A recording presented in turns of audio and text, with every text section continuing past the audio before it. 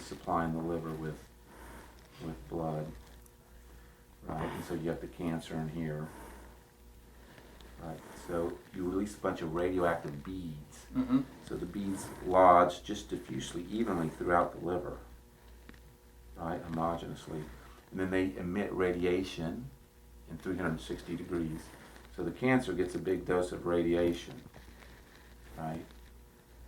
So there's the bead, and then it radiates out that far, and it kills the cancer. It also is hard on the liver, right, because the liver gets a dose, and it's just that most livers are tougher than the cancer, so the liver gets sick for about a month and then recovers. And so also the hepatic vein comes back through the liver, right? So all of the blood from your abdomen is coming back through the liver, and it flows through the liver, gets cleaned, and comes out the other side, and goes to the heart. And when you get a bunch of cancer in the liver, the blood flow through the liver isn't good. It starts to act like a dam.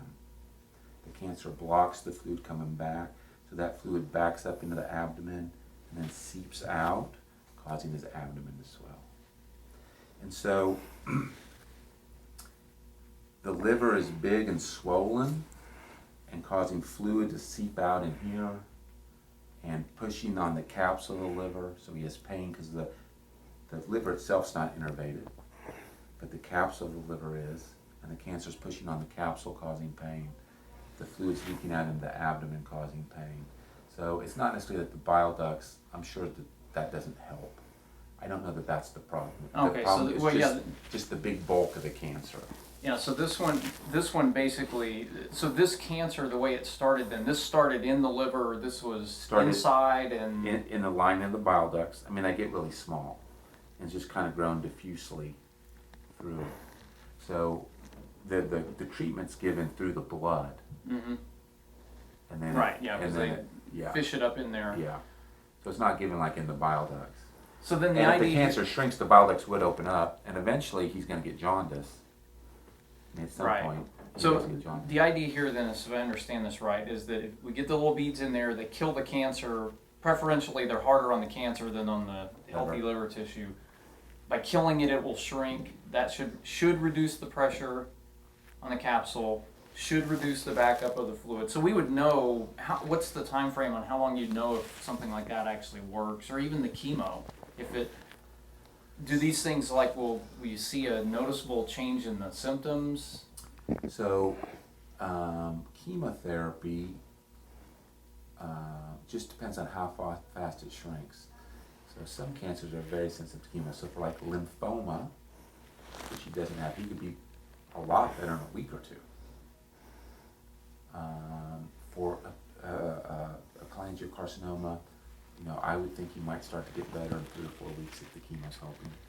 There's a few people who respond really fast, and some people, so he's in a situation where he needs it to shrink. So some people have stable disease. Stable disease isn't good enough here. We really need it to shrink. So right. He could be better in 2 to 4 weeks from chemo. So we would basically know after 2 treatments. So it'd be like week 3 or 4.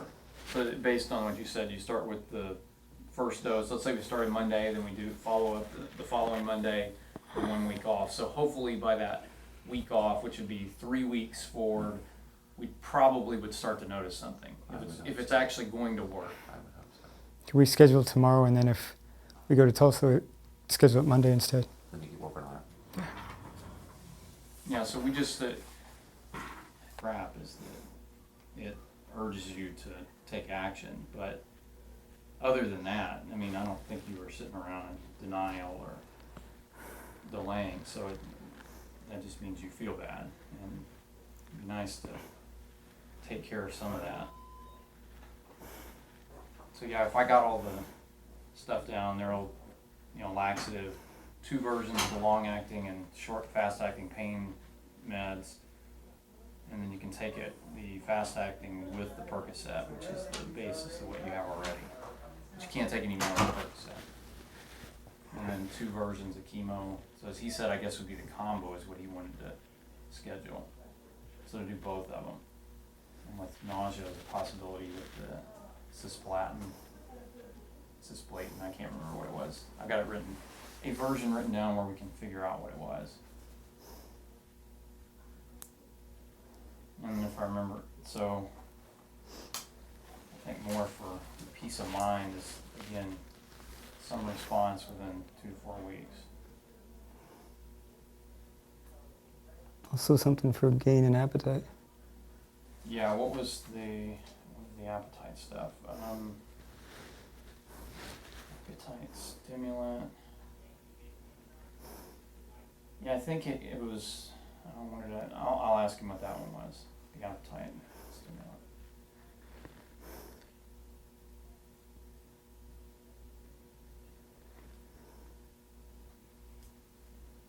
I mean, he should have. I think he's written the prescriptions, called that all in. So. Let's get the definite. Get the definite diagnosis for which type it is. Yeah, when we were right, actually. The intrahepatic cholangiocarcinoma. Well, that says that other experimental thing's not really an option because it's not the same kind. It didn't start in the same area. And that's good, so now we know what it is. You know, I don't mean that if it seems like I'm overstepping bounds, I just want to make sure that we get as much info as we can. And I have to be a little bit of a pain in the butt. I'll be a little bit of a pain in the butt.